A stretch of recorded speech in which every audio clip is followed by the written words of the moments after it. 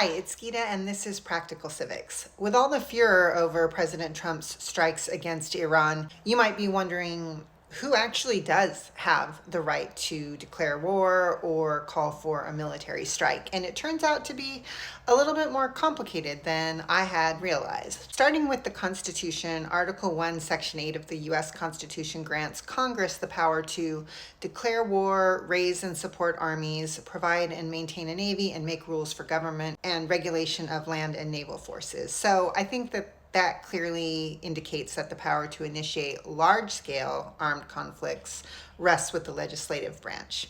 However, Article 2, Section 2 of the Constitution designates the President as Commander-in-Chief of the Army and Navy of the United States. This has generally been interpreted as giving the president the authority to direct military operations once war has been declared and to repel sudden attacks on the United States. The War Powers Resolution of 1973, which was passed by Congress over Richard Nixon's veto, and this resolution aimed to reassert congressional authority in committing U.S. forces to hostilities. Despite its intent, most presidents since 1973 have viewed the War Powers Resolution as unconstitutional or have interpreted it broadly, often asserting inherent executive power under Article 2 to bypass its requirements. And Congress has rarely taken strong action to enforce it. There's definitely some historical precedent for President Trump taking unilateral action, with presidents from both parties having acted on numerous occasions in the past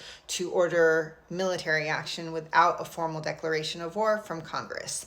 And those actions have ranged from very limited strikes, like the case in Iran, to significant deployments. Examples of this include the Korean War, the Vietnam War, interventions in Grenada and Panama, and various counterterrorism operations. Presidents have often justified these unilateral military actions by citing their constitutional power to repel sudden attacks, defend U.S. persons or interests abroad, or advance vital national security interests. And the Department of Justice's Office of Legal Counsel has generally issued opinions supporting this presidential authority. Critics argue that presidential unilateralism on military action undermines the constitutional system of checks and balances and can lead to prolonged engagements without proper democratic deliberation.